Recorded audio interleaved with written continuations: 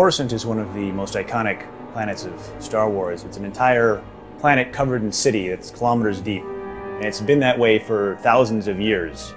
So it's got a lot of history, and it has a massive amount of infrastructure, and just millions and millions of people live here and go about their daily lives.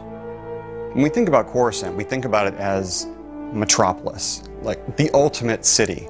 Any big city, one of the things that's most exciting about it is the massive amount of variety, both in terms of the people who live there, in terms of the environments, the neighborhoods, in terms of all the different things you can see and do in a city.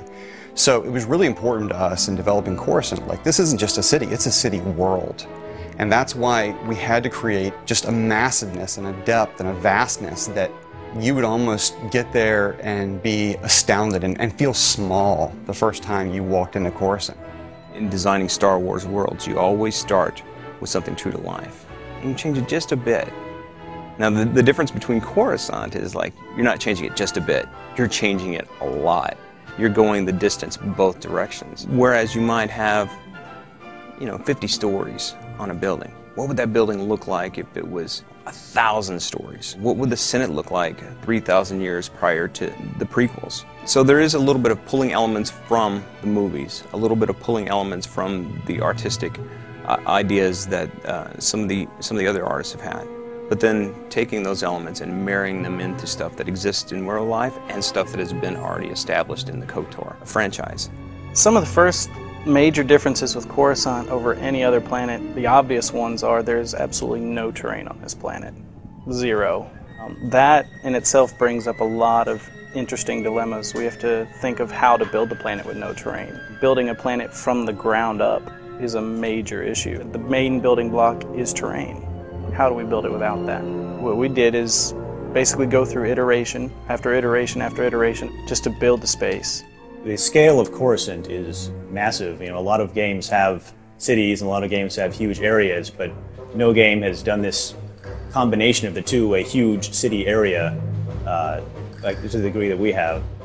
In designing Coruscant, there was a little bit of story involvement in that the Sith have recently returned from deep space and have sacked Coruscant.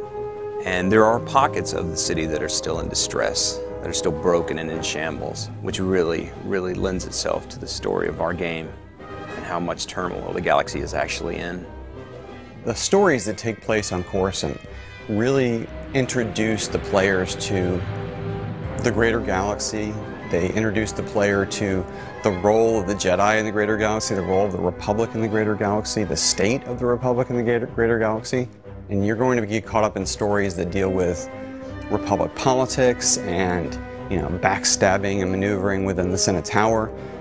You might be at the top of the planet where it's seeing the skyline, it's very pretty, you see sunset. As you travel further below the city, you might go down to the first level down and it's a little bit dirtier. There's going to be a little bit more everyday travel.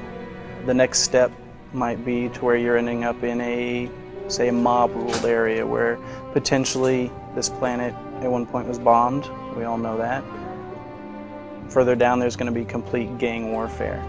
What we wanted to do was add a little bit of the Coruscant that you hadn't seen yet. What powers these huge buildings, these buildings that stretch, kilometers into the sky? Where's the electrical system? Where's the plumbing? Where's the sewages? The sewage systems. Those kinds of things you've never seen. What lies down in the basements? What does a parking garage look like in the Star Wars universe, especially one for a building this, the size of the entire island of Manhattan? So it was taking those ideas, taking those worldly sort of ideas of New York and turning them on their ear, really going the distance, dropping it way down, building it up way high, and making certain that we're giving the player a chance to see things that they've never seen in Coruscant before.